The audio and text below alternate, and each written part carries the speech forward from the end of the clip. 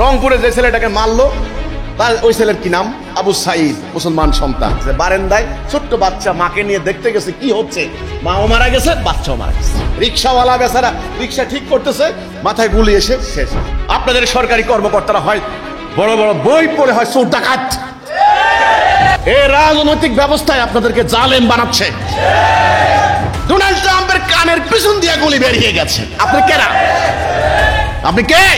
আজকে 10 তলা বিল্ডিং এর উপরে মানুষ মাথা উঁচু করে দাঁড়িয়ে সেখানে মারা যাচ্ছে। কোথায় নিরাপত্তা দিবেন আপনারা? শক্তি দিয়ে পারবেন না। কত ট্যাঙ্ক নামাবেন, কত পুলিশ, কত র্যাব? মানুষ যখন জীবন দেবে গুলি পুড়িয়ে যাবে, মানুষ পুড়াবে না।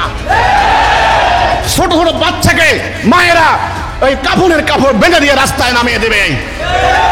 আদর্শ লাগবে, আদর্শ। মানুষের মনোজগৎ পরিবর্তন করতে হবে, যেই সঠিক আদর্শ দ্বারা মানুষ উদ্বুদ্ধ হবে। কিন্তু সরকার কে শুনে কার কথা? অহংকারে কি কথা মানায়? এই পত্রিকার খবর, সমস্ত খবরের মধ্যে কি আছে?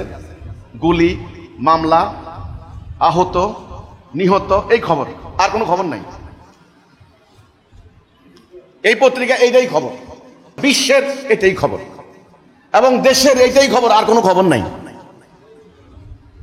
পত্রিকা খুলবেন, কত মানুষ মারা গেছে, কোন জায়গায় বোম পড়ছে। আপনি ফিলিস্তিনে যান, এটাই খবর, আর কোনো খবর নাই।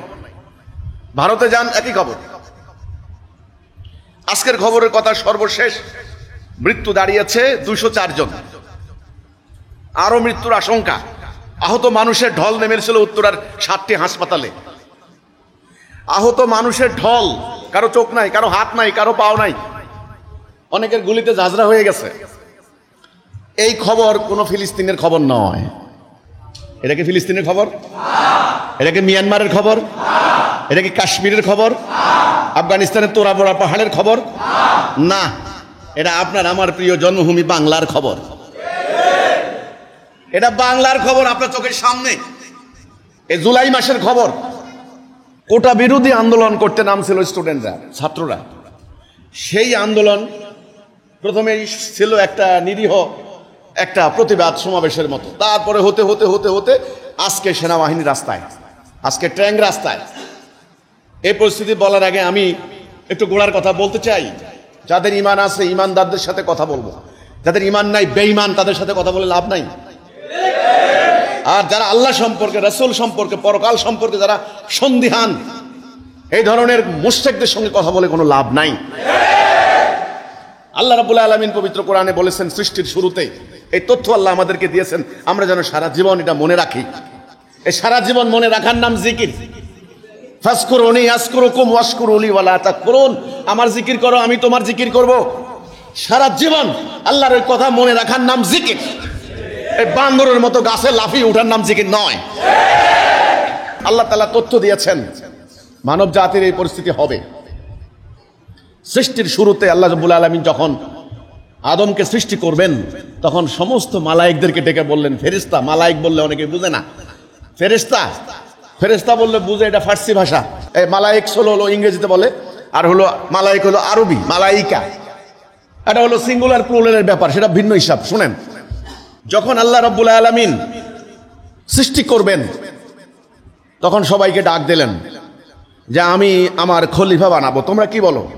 ওয়াইজ ক্বালা রাব্বুকা লিল মালাইকাতি ইন্নী জাইলুন ফিল আরদি খলিফা।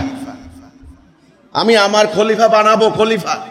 সেখানে আল্লাহ শিয়া সুন্নির নাম বলেননি, হিন্দু মুসলমানের নাম বলেননি, আওয়ামী লীগ বিএনপির নাম বলেননি, কিচ্ছু না। খলিফা কি? খলিফা। আমি আমার খলিফা বানাবো, তোমরা কি বলো? মালায়েকরা বলেছিল, রব্বুল আলামিন আপনি তাদেরকে বানাবেন, এরা তো দুনিয়াতে ফিল আরদ, পৃথিবীতে ফাসাদ ওয়া সাফাকুদ্দিমা করবে, অন্যায়, অবিচার, রক্তপাত ইত্যাদি করবে। শব্দটা খেয়াল করুন, ফাসাদ ওয়া, অন্যায়, অবিচার, রক্তপাত, মারামারি, যুদ্ধ, ওয়ার, ব্লাডশেড, টারময়েল, এগুলো তারা করবে। যুক্তিটা খেয়াল করেন। ফেরেশতারা বলে নাই যে এরা নামাজ পড়বে না, পূজা করবে না, প্রার্থনা করবে না, কিচ্ছু বলেন নাই। বলেছেন এরা মারামারি, যুদ্ধ, রক্তপাত করবে। আল্লাহ বললেন আমি জানি তোমরা জানো না, আল্লাহ নিজ হাতে বানালেন, সমস্ত সৃষ্টিকে বললেন কুন হও ফায়াকুন, হয়ে গেল। কিন্তু এই আদমকে তিনি নিজ হাতে বানালেন, বানিয়ে তিনি বললেন যখন আমি এর ভিতরে আমার রূহ ওকে দেব, সবাই সেজদা করবে। সেজদা মানে আনুগত্য করা। আল্লাহ বানালেন আদমকে, আল্লাহ নিজের থেকে রূহ ওকে দিলেন আদমের ভেতরে, সবাই সেজদা করলো। একটা সত্তা সেজদা করলো না, তার নাম ইবলিস। ইবলিস সেজদা করেনি। আল্লাহ রাব্বুল আলামিন ইবলিসকে ডাক দিলেন, ইবলিস তুই ওকে সেজদা করলি না কেন, যাকে আমি নিজ হাতে বানালাম? ইম্পর্টেন্স দিয়েছেন আল্লাহ যে তাকে আমি নিজ হাতে বানালাম, তুই তাকে সেজদা করলি না কেন? ইবলিস বলে ও হচ্ছে মাটি, আমি হচ্ছি আগুন। তখন আল্লাহ বললেন অহংকার হয়েছে, আবা ওয়াস্তাকবারা ওয়া কানা মিনাল কাফিরিন। সে কাফের হয়ে গেল, অতঃপর বিতাড়িত হয়ে গেল। আমরা বলি আউযু বিল্লাহি মিনাশ শাইতানির রাজিম। এই রাজিম শব্দের অর্থ হচ্ছে বিতাড়িত।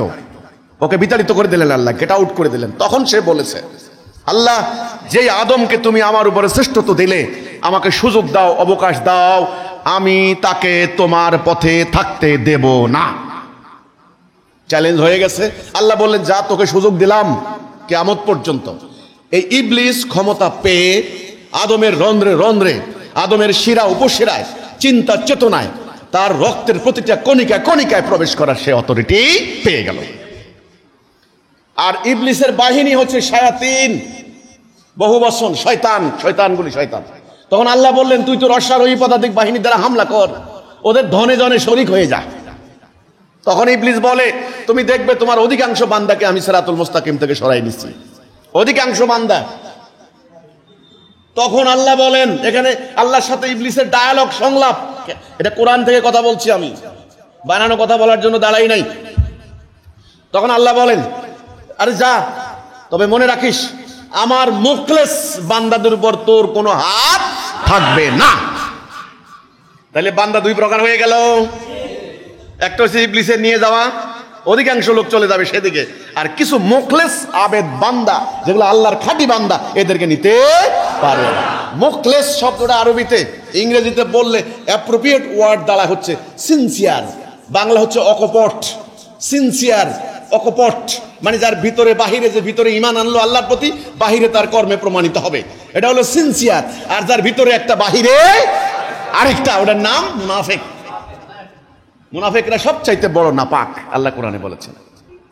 নাজাস, গন্ডগোল, মারামারি, সূত্রপাত পেয়ে গেলাম আমরা নাকি, এই হানাহানির গোড়া পেয়ে গেলাম। আচ্ছা, এখন আসেন আজকে বাংলাদেশের পরিপ্রেক্ষিতে। আমরা বিগত 28টি বছর এই কথা বলে এসেছি, বর্তমান সরকার, আগের সরকার, তার আগের সরকার, খালেদা জিয়া সরকারের আমলে তো আমাদেরকে ধরে মেরে কেটে, ইমামুজ্জামানকে মেরে মানে একাকার করে দিয়েছে। যাই হোক, তবু আমরা বিক্ষোভ মিছিল করি নাই, আমরা জ্বালাও পোড়াও করি নাই, আমরা হরতাল অবরোধ করি নাই, আমরা গাড়িতে আগুন দেই নাই, আমরা রাস্তায় প্রকাশ্যে পুলিশের মাথা থেতলে পুলিশ র্যাবকে পিটাই নাই, কিচ্ছু করি নাই। আমরা মুখ বুঝে সহ্য করে আমরা মার খেয়েছি। মহামান্য ইমামুজ্জামান এই উপমহাদেশের প্রখ্যাত সুলতানি আমলের সুলতানি পরিবার, ব্রিটিশ আমলের জমিদার পরিবার, এই বাংলা, বিহার, উড়িষ্যার শাসক শ্রেণী সুলতানি পরিবারের সন্তান, বয়োবৃদ্ধ মানুষ, ওনার বয়স তখন প্রায় 75-এর উপরে।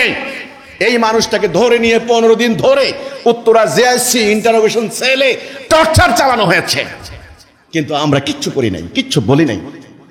আল্লাহর উপরে ধৈর্য ধরে আমরা কিন্তু এই কথা বলে এসেছি যে তোমাদের ধ্বংস অনিবার্য, তোমাদের ধ্বংস অনিবার্য। যেই মহান আদর্শ আল্লাহ আমাদেরকে দিয়েছেন, ইমামুজ্জামান তিনি এই কথাটাই বলেছেন যে ইতিহাস দেখো, আজ থেকে 1500 বছর আগের খুব বেশি পুরানো ইতিহাস নয়, 1500 বছর আগে খুব বেশি পুরানো ইতিহাস নয়, এখনো জীবন্ত ইতিহাসের পাতায় উজ্জ্বল করছে, জলজল করছে সেই ইতিহাস, উম্মতে মুহাম্মদের ইতিহাস। দেখো, আরব সমাজ ছিল জাহিলিয়াতের অন্ধকারে নিমজ্জিত, যেই আরবদেরকে বলা হতো আইএমএ জাহিলিয়াত। সেখানে মানুষের নিরাপত্তা ছিল না, সেখানে গোত্রে গোত্রে হানাহানি, মারামারি, খুনাখুনি, সুদ, ঘুষ, ডাকাতি, নারীদের উপরে নির্যাতন, জীবন্ত মেয়ে মানুষ কবর দেওয়া, এটা ছিল নিত্য ঘটনা। মানুষকে হাট বাজার থেকে কিনে আনতো দাস হিসাবে, দাস ব্যবসা, আর তারা মূর্তি পূজায় নিজেদেরকে লিপ্ত রাখতো। অর্থাৎ এই আরব সমাজ ছিল মারামারি, হানাহানি, যুদ্ধ, রক্তপাত, ঘুষ, সুদ, অশ্লীলতা, বেহায়াপনা, দাসত্ব ব্যবস্থা ইত্যাদিতে নিমজ্জিত একটা অভাব, দারিদ্র নিমজ্জিত পৃথিবীর সবচাইতে অবজ্ঞাত, উপেক্ষিত, শিক্ষাহীন, দীক্ষাহীন পৃথিবীর সবচাইতে পশ্চাৎপদ জাতি ছিল আরবরা। এটা কি ভুল ইতিহাস? খ্রিস্টান ঐতিহাসিকের ইতিহাস পড়েন, মুসলমানদের পড়েন, সবার কথা এক। আরব জাতি ছিল এটা, এই ছিল আরব জাতি। ইমামুজ্জামান বলেছেন সেই আরব জাতিকে ওভারনাইট পরিবর্তন করলো কিসে? রাসূলুল্লাহ নিজে লেখাপড়া জানতেন না, এটা হিস্টোরিক্যাল ফ্যাক্ট। বারবার কোরআনে বলা হয়েছে উম্মি, উম্মি, ওনার ব্যাপারে উম্মি, নিজে লেখাপড়া জানতেন না। তাহলে এটা ঐতিহাসিক সত্য কথা। সেই আরব সমাজ তিনি পরিবর্তন করলেন একটা আদর্শ দিয়ে। সেই আদর্শটার নাম হলো দ্বীনুল হক। আমরা এই কথা বলেছি, আল্লাহ দেওয়া দিন যদি আপনারা গ্রহণ না করেন, বিশ্ব ব্যবস্থা ধ্বংসের দোরগোড়ায় এসে দাঁড়িয়েছে। আপনারা ওদেরকে অনুসরণ করেছেন, আপনারা ওদেরকে অনুসরণ করেছেন, ওদের তৈরি আইন আপনারা প্র্যাকটিস করেছেন, ওদের তৈরি সুদভিত্তিক অর্থনীতি, যেটা আল্লাহ সুদ হারাম করেছে, আপনারা জাতীয় অর্থনীতির বুনিয়াদ সুদের।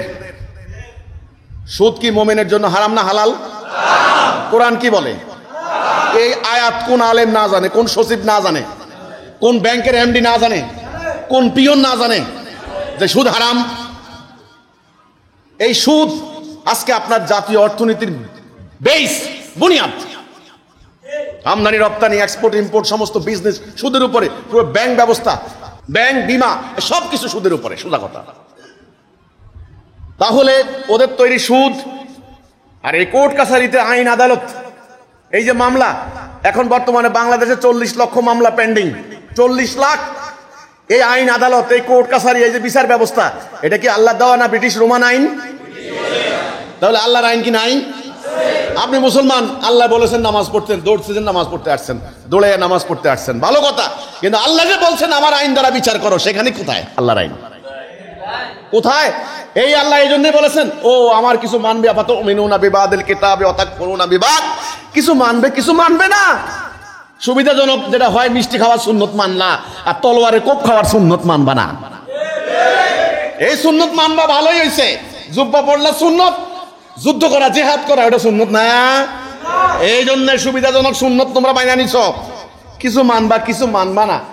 এই যখন তোমরা সিদ্ধান্ত নিয়েছো, তখন খিজিউন ফিল হায়াতিদ দুনিয়া, দুনিয়ার জীবনে তোমাদের জন্য মানে লাঞ্ছনা, এবং পরকালে ভয়াবহ আযাব, মর্মন্তুদ আযাব।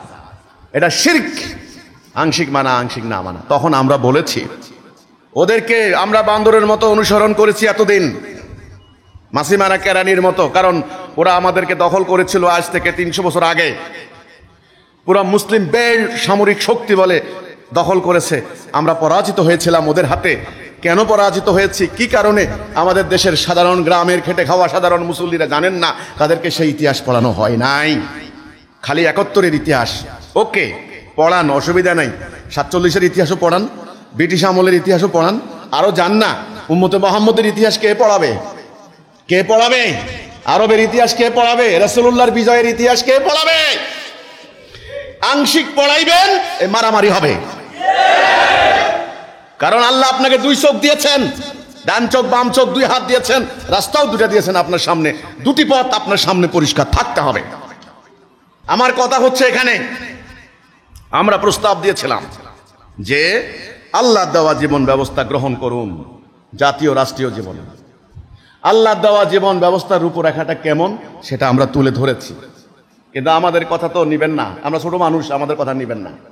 ওনারা এক একজন মোটা মোটা বই পড়ে বিশাল বিশাল আমলা হয়ে গেছেন, বিশাল বিশাল রাজনীতিবিদ।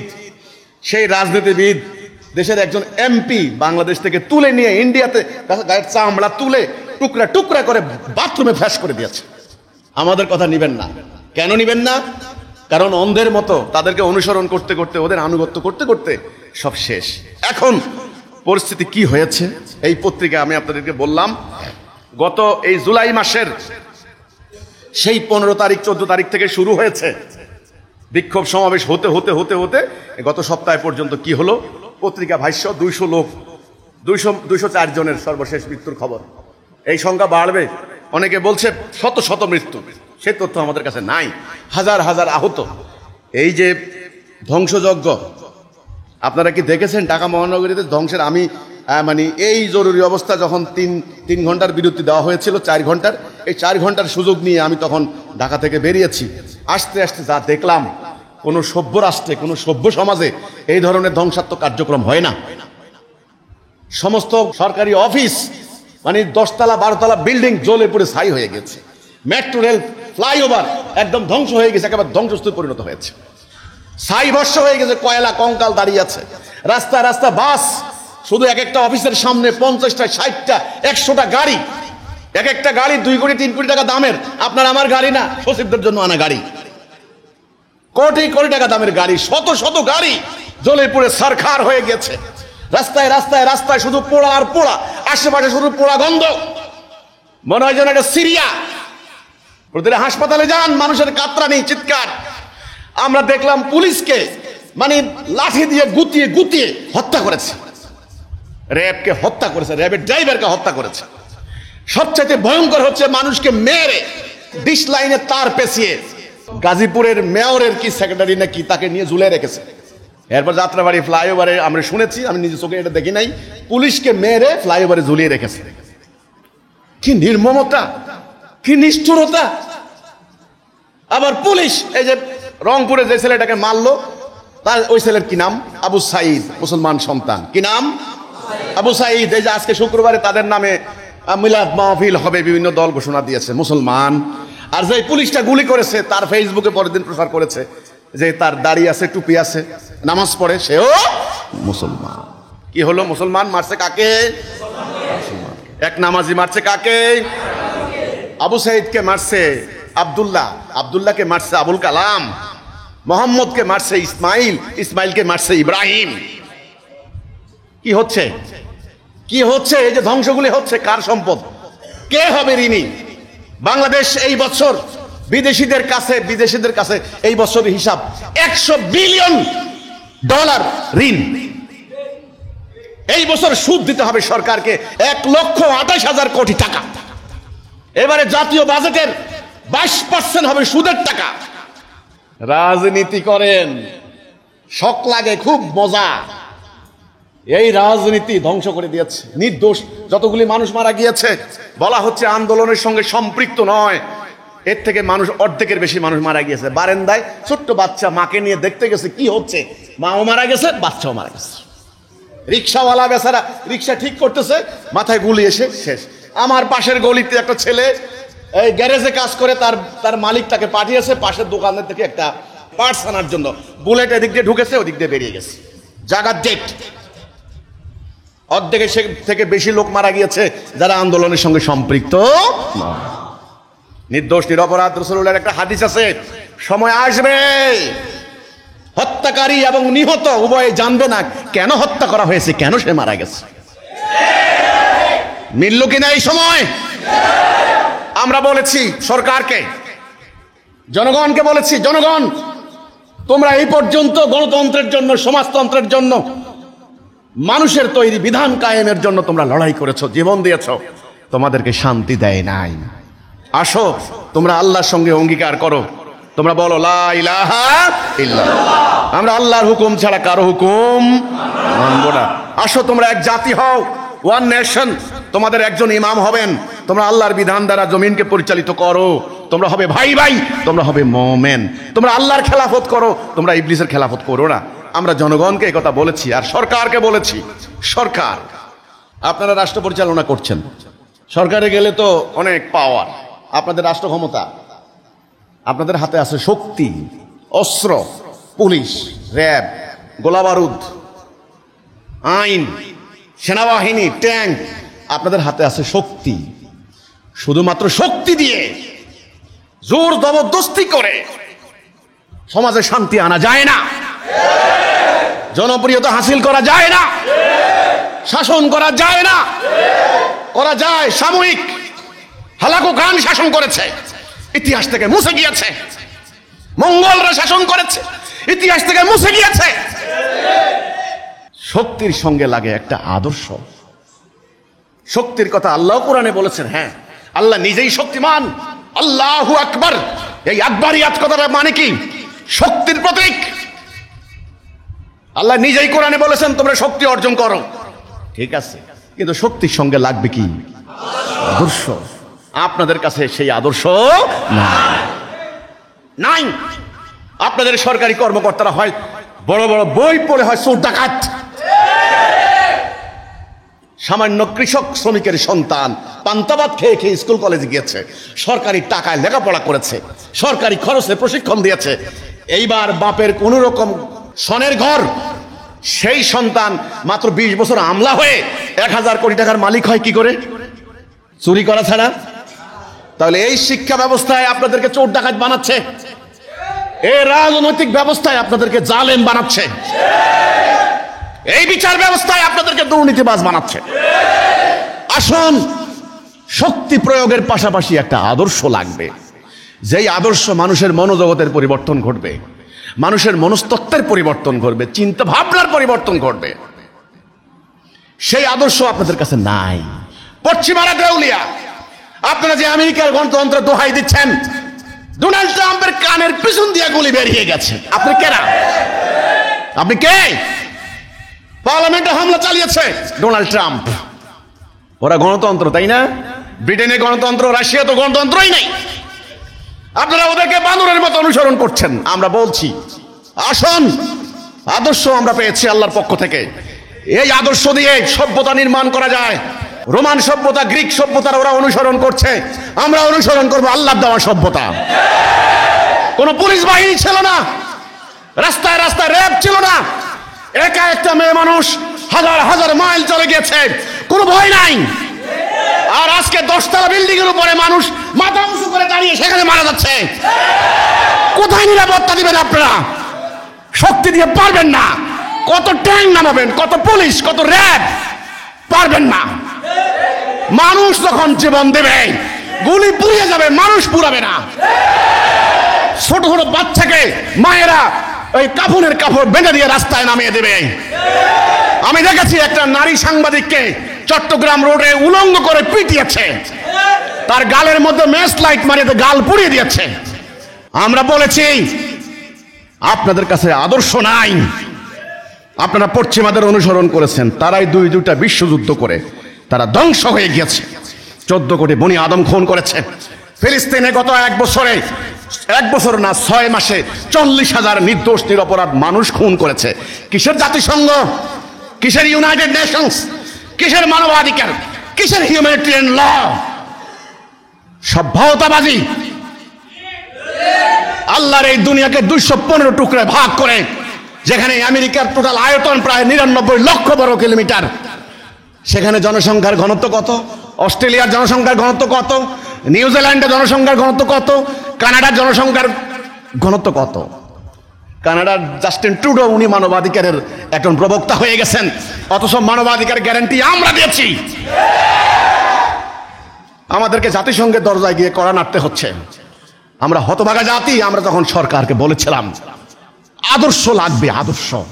মানুষের মনোজগৎ পরিবর্তন করতে হবে, যেই সঠিক আদর্শ দ্বারা মানুষ উদ্বুদ্ধ হবে। কিন্তু সরকার কে শুনে কার কথা? অহংকারে কি কথা মানায়?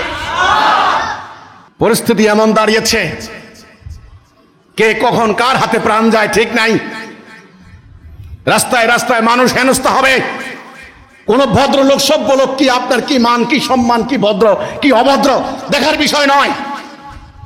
এই নরক কুণ্ডের সাথে মিলে না, মিলাতে পারছেন না। কোরআনে নরক কুণ্ডে নরকের বর্ণনা করা হয়েছে, সব গ্রন্থে আছে, বাইবেলেও আছে, ত্রিপিটকেও আছে। জেন্দাবেস্তা তো পড়েন, আপনার হলো ওই যে ভারতবর্ষের যে বেদ, গীতা পড়ে দেখেন, নরকের বর্ণনা মিলবে।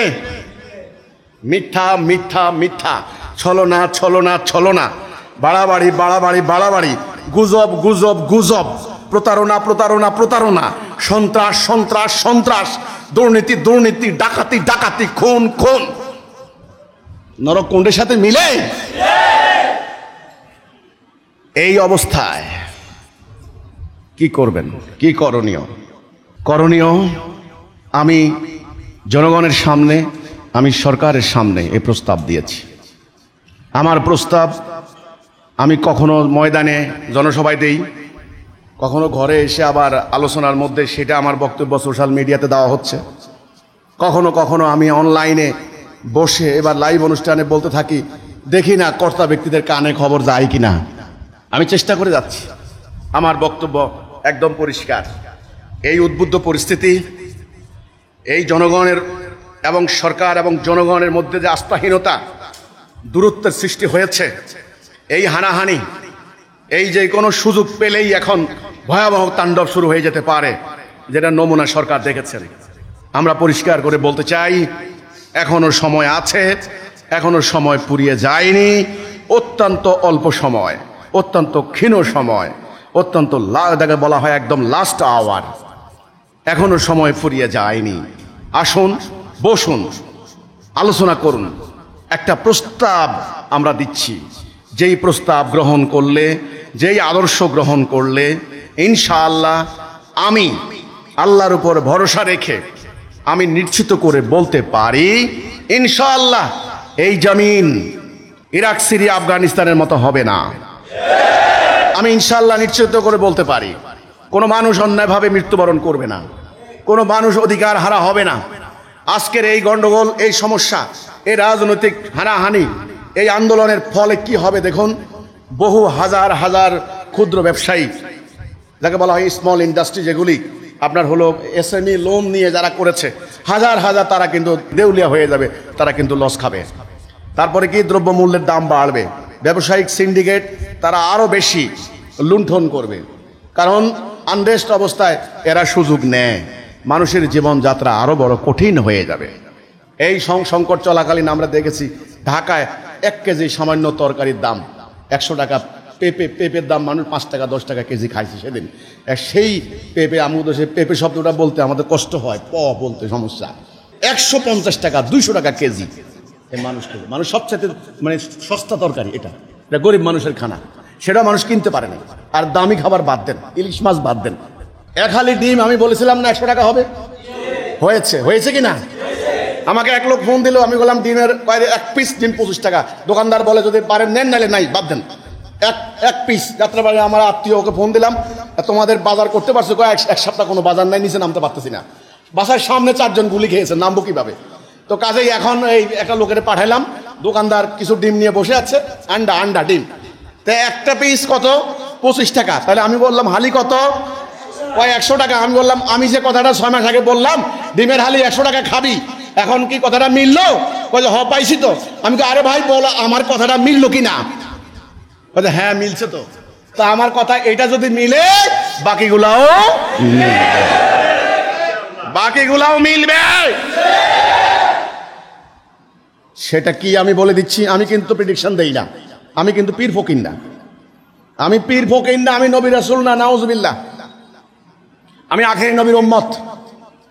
আমি শুধু বলতে পারি কনসিকুয়েন্স, পরিণতি, ফল কি হতে পারে। আপনি যখন গাছ লাগাইবেন, গাছ দেখলে আমি বলতে পারবো এই ফলটা কি হবে, আপনিও বলতে পারবেন যদি আপনার জ্ঞান থাকে। কি হতে পারে আমি বলি, 3য় বিশ্বযুদ্ধ শুরু, একটা ঘটনা বাকি আছে, সেটা হলো অ্যাটম বোমার হামলা। প্রতিটা রাষ্ট্রে অশান্তি হবে, প্রতিটা সম্পর্ক ধ্বংস হয়ে যাবে। জনগণ সরকারের সঙ্গে প্রতিটা রাষ্ট্রে যোজন দূরত্বে অবস্থান করবে। প্রতিটা জনগণ সরকারের পতন কামনা করবে। প্রতিটা সরকার জনগণকে ট্যাঙ্ক দিয়ে বুকে গুলি চালিয়ে ক্ষমতা থাকার চেষ্টা করবে।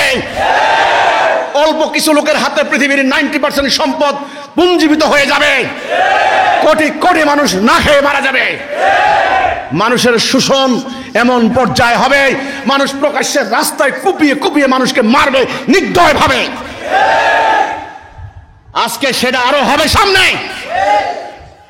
ঘরে থাকতে পারবেন না, বাহিরে থাকতে পারবেন না, রাস্তায় বের হতে পারবেন না, জানালা দিয়ে মাথা উঁকি দিয়ে দেখতে পারবেন না। আপনার মৃত্যু অবধারিত, মৃত্যু আপনাদেরকে ধাওয়া করবে। এটা আমার ভবিষ্যৎবাণী নয়, এটা মানব জাতির পরিণতি। এই পরিণতির কথা পবিত্র কোরআনে আল্লাহ তাআলা বলে দিয়েছেন। ইবলিস আল্লাহকে বলেছিল যে আমি তোমার দেওয়া সিরাতুল মুস্তাকিম থেকে সরাবো, আজকে সেই পরিণতি হয়েছে মানুষের। মানুষ আল্লাহ দেওয়া বিধান বাদ দিয়ে মানুষের তৈরি বিধান অনুসরণ করার কারণে তাদের এই পরিণতি। এটা থেকে বাঁচার পথ, মুক্তির পথ, রাস্তা আলহামদুলিল্লাহ, আল্লাহ শুকর, আল্লাহর পক্ষ থেকে চলে এসেছে আলহামদুলিল্লাহ। আমি সরকারকে আবার বলছি, মাথা গরম করেন না, ঠান্ডা মাথায় আমার বক্তব্য শুনুন। অনেকের কথাই তো শুনেছেন, গুনাহগার আমার কথা শুনুন, ঠান্ডা মাথায় কথা শুনুন। বড় বড় মাথাওয়ালাদেরকে বলুন আমার কথা শোনার জন্য। শুনবেন না, শুনেন না। কোরআনে আল্লাহ বলেছেন, হে রাসূল আপনি শুধু বলে যান, ওদের পরিণতি আমি ঠিক করে রেখেছি। কোন জাতি তার নির্ধারিত কাল এক মুহূর্ত অতিক্রম করতে পারবে না, এক মুহূর্ত আগাই আনতে পারবে না। আমি ঠিক করে রেখেছি, আপনি শুধু বলে যান, আল্লাহর উপর ভরসা করেন, আর আপনি মুমিনদেরকে নিয়ে আল্লাহর কাছে সাহায্য চান। আমি ঠিক টাইম মোতাবেক সিদ্ধান্ত দিয়ে দেব। আল্লাহ ছাড় দেন, ছাড় দেন, ছাড় দেন, ছাড় দেন, কিন্তু আল্লাহ ছেড়ে দেন না। আমি সরকারকে বলতে চাই, আদর্শ লাগবে, জবরদস্তি করে, আইন প্রয়োগ করে, গুলি বোমা দিয়ে শান্তি আনতে পারবেন না। আর জনগণকে বলতে চাই, পুলিশের সামনে, গুলির সামনে বুক পেতে দিতে পারবেন? কত বুক পেতে দিবেন? রক্ত, তাজা রক্তে রাজপথ রঙিন হয়ে যাবে, শান্তি পাবেন না। জ্বালাও পোড়াও করবেন, অগ্নিসংযোগ করবেন, সরকারি সম্পদ ধ্বংস করবেন, নিজের মাসুম বাচ্চাকে হত্যা করবেন, পুলিশকে পিটাবেন, র্যাবকে পিটাবেন, আর্মিকে পিটাবেন। তারপরে সরকারি দলের নেতা কর্মীদেরকে হাতের কাছে পেলে চামড়া তুলে লবণ দিবেন, হত্যা করে গাছের মধ্যে টাঙিয়ে রাখবেন, পাড়ায় পাড়ায় হানাহানি করবেন, মারামারি করবেন। কিন্তু মনে রাখবেন, আদর্শ ছাড়া, হেদায়েত ছাড়া আপনাদের এই আন্দোলনের কোনো ফল হবে না, কোনো রেজাল্ট হবে না। আমি পরিষ্কার করে বলতে চাই, হ্যাঁ একটা পজিটিভ দিক, একটা ইতিবাচক দিক আমি লক্ষ্য করছি। মানুষ মরে যায় নাই, মানুষের ভেতরে পরিবর্তনের একটা আকাঙ্ক্ষা জন্ম নিয়েছে, মানুষের ভেতরে জান দেওয়ার একটা প্রবণতা সৃষ্টি হয়েছে, একটা রেনেসাঁ, একটা বিপ্লব সৃষ্টি করার পরিবেশ সৃষ্টি হয়েছে। কিন্তু সেটা ব্যর্থ হবে যদি সঠিক আদর্শ না থাকে এবং সঠিক নেতৃত্ব না থাকে।